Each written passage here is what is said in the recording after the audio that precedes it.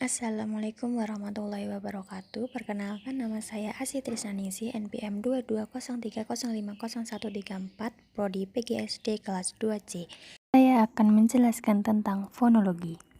Fonologi secara etimologis, fonologi berasal dari bahasa Yunani, yaitu pon yang berarti bunyi dan logos yang berarti ilmu.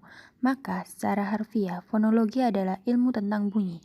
Pengertian tentang bunyi, bahasaan bunyi, bahasa atau bunyi ujaran adalah bunyi yang dihasilkan oleh alat ucap manusia atau bunyi yang diartikan kemudian membentuk gelombang bunyi sehingga dapat diterima oleh telinga manusia. Yang selanjutnya latar belakang. Yang pertama, bunyi yang dihasilkan alat ucap manusia. 2. Vokal konsonan. 3. Diftong. 4. Gugus konsonan. 5. Fonem dan grafem. 6. Suku kata. Penjelasan yang pertama yaitu bunyi yang dihasilkan alat ucap manusia. Yang dimaksud yaitu gelombang bunyi yang dapat diterima oleh telinga manusia. Bunyi bahasa atau bunyi ujaran dihasilkan oleh alat ucap manusia seperti pita suara, lidah, dan bibir. Yang kedua, vokal dan konsonan. Vokal adalah bunyi bahasa yang arus udaranya tidak mengalami rintangan. Pada pembentukan vokal tidak ada artikulasi. Hambatan untuk bunyi vokal hanya pada pita suara saja. Hambatan pada pita suara tidak lazim disebut artikulasi.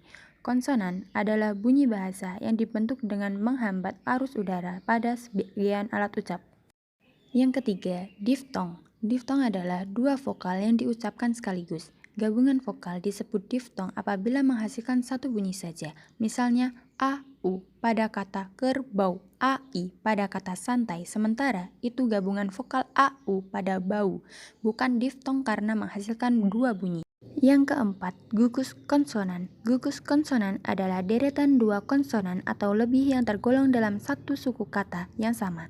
Bunyi PR pada kata praktik adalah gugusan konsonan. Demikian pula dengan PL pada plastik, TR pada sastra, dan STR pada struktur. Pemisahan bunyi pada kata itu adalah praktik, plastik, sastra, dan struktur. Yang kelima, fonem dan grafem. Fonem merujuk pada bunyi bahasa, sedangkan grafem merujuk ke huruf atau gabungan huruf sebagai satuan pelambang fonem dalam sistem ejaan. Oleh karena itu, fonem lazim dilambangkan dengan huruf dalam penulisannya, sedangkan tidak tampak perbedaannya dari grafem. Pada subbab kedua yaitu fonetik. Latar belakang fonetik. Yang pertama, fonetik akustik. Yang kedua, fonetik artikulatoris. Yang ketiga, auditoris. Pengertian fonetik akustik. Fonetik akustik merupakan cabang fonetik yang menyelidiki ciri-ciri fisik bunyi bahasa. Fonetik akustik membahas dan mendeskripsikan bunyi bahasa berdasarkan frekuensi getarannya, amplitudo, intensitas, dan timbrenya. Amplitudo bunyi bahasa merupakan simpangan terjauh yang terjadi pada gelombang suara yang dihasilkan alat ucap manusia. Frekuensi bunyi adalah jumlah getaran suara yang dihasilkan oleh alat ucap manusia dalam setiap detiknya ketika berkomunikasi. Timbre disebut juga warna nada atau kualitas nada dalam setiap getaran bunyi yang dihasilkan alat ucap manusia. Sedangkan intensitas adalah kenyaringan bunyi atau daya gelombang bunyi yang dihasilkan alat ucap manusia ketika merambat ke segala arah. Yang kedua, fonetik artikulatoris. Fonetik artikulatoris merupakan cabang fonetik yang menyelidiki bunyi bahasa berdasarkan alat-alat ucap dalam artikulasi. Fonetik artikulatoris mempelajari bagaimana mekanisme alat-alat ucap manusia bekerja dalam menghasilkan bunyi bahasa serta bagaimana bunyi-bunyi itu diklarifikasikan.